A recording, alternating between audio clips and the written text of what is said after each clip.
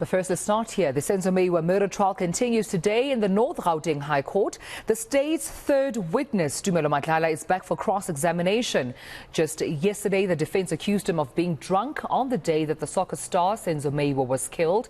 And eNCA Silindelo Masikane has more for us. She joins us now for those updates. And Slee, good to have you back. Now, Advocate Mshololo is now cross-examining Silindelo Madlala. What's come out so far? Well, essentially, we're seeing Advocate Zandile Mshololo for accused number 5 put into question the accuracy of Silindelo Madlala's account of what happened on that fateful evening, putting it to Madlala that he and the others who were in the house were not sober. They had been drinking and, in fact, cannot even tell us exactly how many cans of alcohol that they had. But she was also able to get Madlala to admit that some of the forensic evidence in terms of photos that were taken of the cans of alcohol that were recovered does not actually accurately reflect the amount of alcohol that was consumed, because at this point, for much of cross-examination of the state's witnesses, the defense has been trying to show the court that the crime scene in itself was either contaminated, tampered with, and even cleaned by some of those who were outside and actually gained access into the house after that murder took place. Let's just take a listen to some of that cross-examination from Advocate Mshololo. Do you see photo 114? Yes, ma'am. Let's somebody see 114. Yes, ma'am. Yes, I can see the photo. Photo 114, my lord, of Exhibit B. 114 of Exhibit B. You see those two cans, those are the remaining cans that were discovered by the police or were recovered by the police at the crime scene. You understand?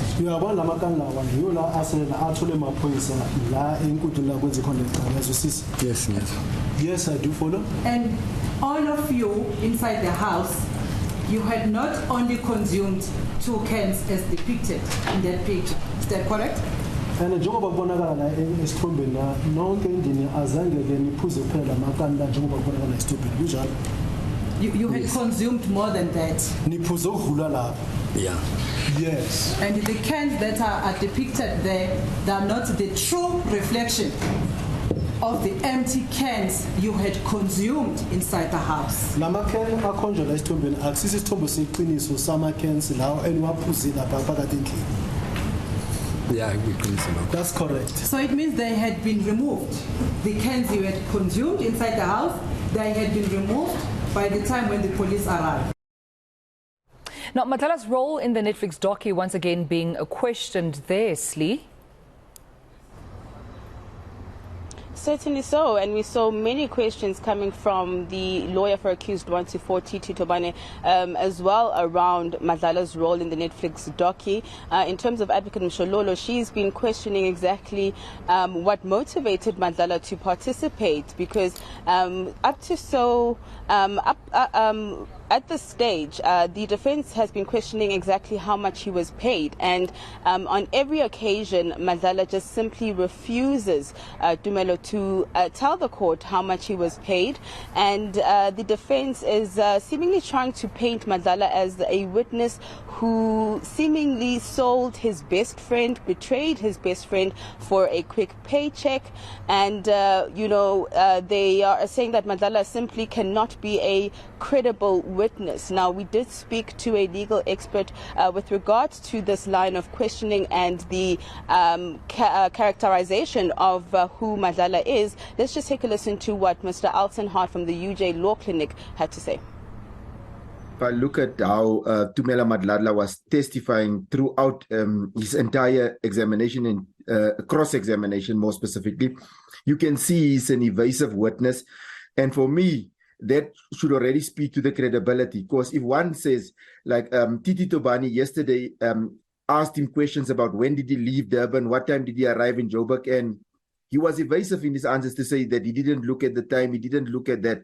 But when asked in examination in chief, he was clear to say that The second intruder, he had a hat on, he had short dreadlocks, he had a caramel jacket. He can remember those things so vividly.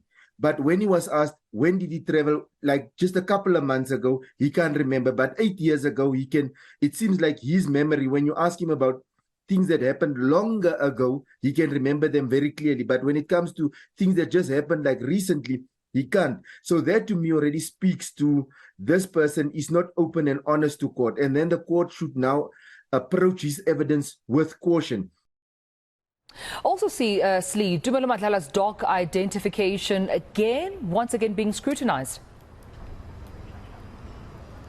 Certainly so. The defense is really laboring on Tumelo on this issue about Madlala identifying accused number 2, Bongani Ntanzi, as one of the 2 intruders, questioning, of course, the sobriety of those who were in the house, because we do know that they were drinking on that evening, Tumelo. And so Mshololo then put it to Madlala, rather, had he actually seen her client in particular any time before court, and Madlala admits that he has not actually ever laid eyes on Fiso Nduli, that is accused number 5. So it seems Shololo has been able to then, of course, establish that at least one of those who was in the house does not recognize one of the 5 accused. But also we got some analysis with regards to then how credible that doc identification is, because we do know that no ID parade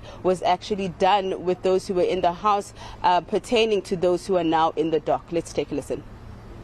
He had sight of the 2 intruders, or the 2 alleged intruders, as the narrative goes, that they say there was 2 alleged intruders. And obviously also Titi Tobani pointed out to Madlala that accused number 2 never had dreads and those type of things. But him actually saying that he has never seen it, it means that identity of the accused or some of the accused is already, and I think she also ventured into say some of the accused, he couldn't even identify them on an ID parade.